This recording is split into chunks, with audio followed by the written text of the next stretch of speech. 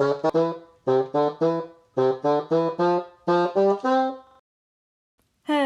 everyone, welcome back to another Nintendo fan video. Today I am doing my review for Paper Mario the Origami King. I know I've been talking about this video for a long time, and it's finally here. So before I get into it, though, I do want to mention that there are gonna be some verbal spoilers for later areas and kind of people in the game. I'll try not to get into too much major stuff, but there will be some stuff there, so just be warned about that.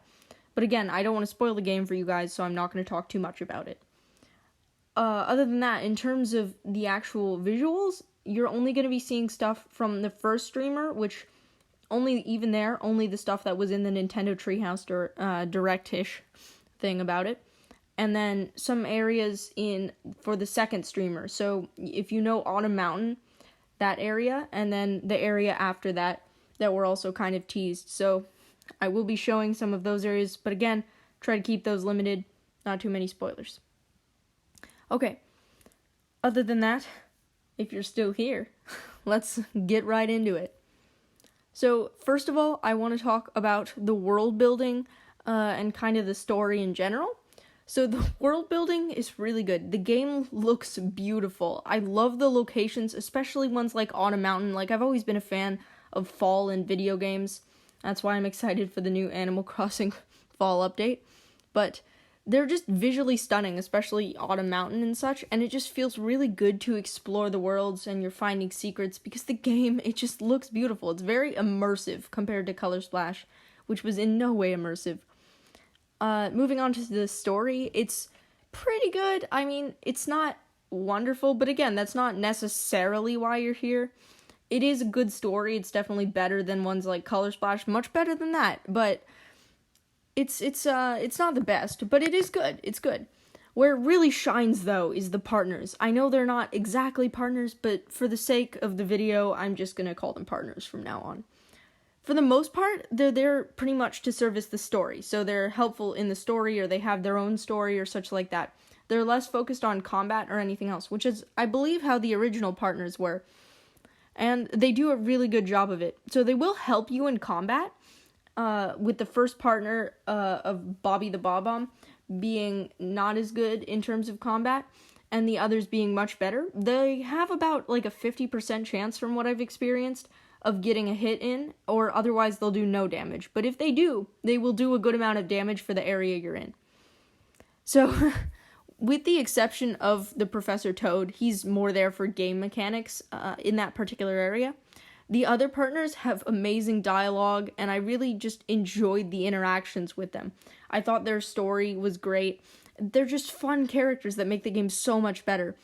I especially enjoyed Kamek, specifically, who also comes with Bowser Jr. And then them paired up with Olivia was just amazing dialogue and a great experience in their streamer area, which was the last streamer. Partners are confined to one streamer section, by the way, that they can explore with you, so you won't be able to take them to the other areas. In terms of combat, it's pretty okay, as I would say. It's not amazing, and it's definitely, I don't know, there's a lot to say about combat here. I never really minded it, per se, and it is a huge step up from Color Splash, but I did still find myself trying to avoid it later in the game to save time. In the end game, I did actually find myself needing to get all the collectibles, so coins do serve a purpose, though. Like, I needed more coins to get the collectibles because a lot of them cost coins, some of them are sold. So I think that for completionists, coins actually do serve a purpose, and you might have some reason in fighting, but there's a lot of other ways to get coins, so it's not necessarily necessary. Other than that, the boss battles kind of vary in quality. For each of them, each of the fights have somewhat of a gimmick that will change up the gameplay in a way. As you know, you have the kind of the maze that you're trying to get forward to them, but each of them have a different weakness or a different strength that they're doing. For example, if I can think of one that's fairly early in the game, one of them, again, I don't want to spoil too much here, one of them will cut out like a piece of you, and then it'll be on the board, and you'll have to go get it to get some of your health back. So I don't want to spoil that boss, but you'll have a lot of different stuff like that. Each of them have just a different mechanic that works well. And I did know that I thought those mechanics were very good, and each of the fights were pretty unique and different from the others, again, for the most part. But some of them are really repetitive, where you're just repeating the same steps over and over again. Like, it's just exactly the same thing you need to do every turn. Most of them have a few things you need to do, like, or a kind of rotation where you need to do this thing this turn, then this thing this turn, and then that repeats. But this is very evident, the single thing you need to do, with the final boss of the green streamer area. Again, not going to say what it is, but I just found that one to be disappointing. Moving on, the music is fantastic. It does just as well as Color Splash, at least with the scores. I think it did better, personally. Though at first it seems like there are fewer tracks than Color Splash because of, again, fewer and bigger locations, they have kind of remixed or different versions of those tracks for specific areas that are relating to where you first heard it.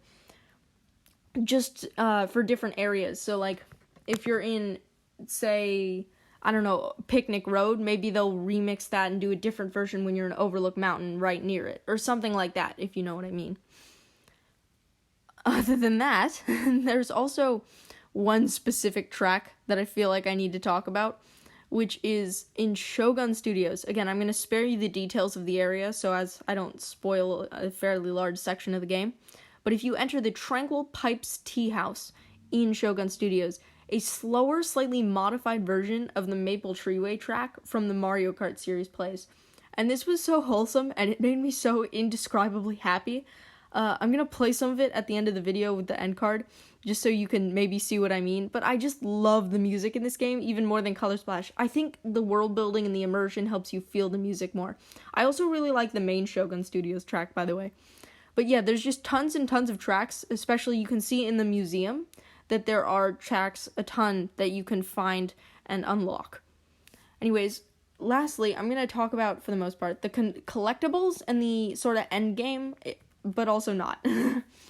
So, I have actually been trying to fully complete this game, which would be my first 100% completion of a game, and I found it to be a pretty good experience so far. The confetti's satisfying to throw, and it just feels good to fill in the not-so-bottomless holes in the landscape.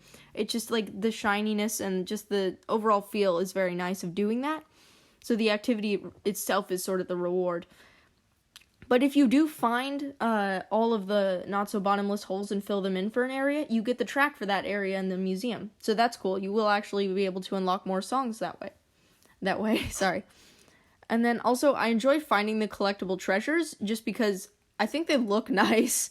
Like, they just look pretty good, you know? With the platform and just the different things. They're fun to look at. And the chests that they come in are also look pretty nice. Also, the rescued toads are very therapeutic for me, just seeing them unfold, especially if they're in Origami, seeing them fold out. It's really nice, and then they give you one-liners. Like, that's fun to do, too. There's also different things. The badges, are extremely fun to collect as well. Or not extremely, but pretty fun. Because they either serve a mechanical purpose for the fights, or, like, collecting treasure. For example, the Toad Alert that rings a bell when you're near a toad, or the guard badges that help you take less damage from enemies. Stuff like that that's going to give you help in the game. Or just they make little fun changes in the game, like making Mario's jump and walk retro sounding, or turning your confetti into little cherry blossom petals. Like, I just love those. I'm not going to tell you what those are. You'll find them eventually, but they're just so fun, especially if you're done with what the other badges would help you with, and you can then just use those to have some fun. There are multiple shop locations that you can either unlock or are already there, and they all have different badges to sell, so it becomes fun to collect them all. Recently, I did actually get all the badges, and it's very satisfying. The only things I really have to complain about in terms of collecting stuff is that sometimes they're really hard to find, even with the devices and badges that you can use to help you find them. And the question mark blocks are really the worst of this, because most of them are just completely invisible unless you hit or jump in the exact spot necessary. And though they're hinted at it sometimes, it's really hard to think about it or find it when you're just kind of being immersed in the world and, like, seeing everything. Like, it's not very clear. So, pretty much in conclusion, I know this was kind of fast-moving. Sorry about that.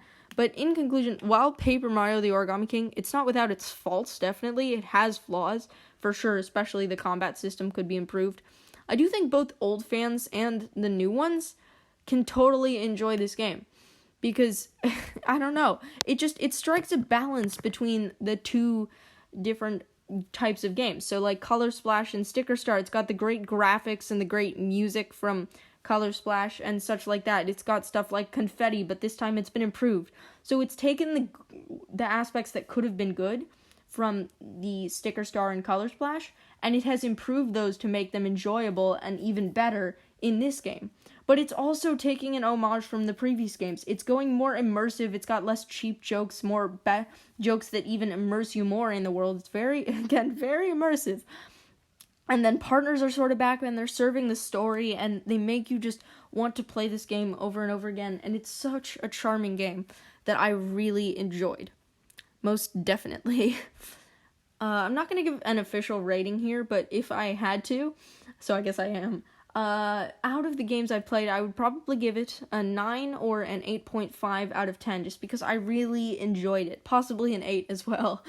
But yeah, I definitely recommend this game. If you're into the kind of stuff that I've been talking about that I like, definitely recommend it. Now, I'm going to leave you with the Maple Treeway track in the tea house that I mentioned earlier, so you can enjoy that. And I hope you enjoyed the video as well, and have a great day.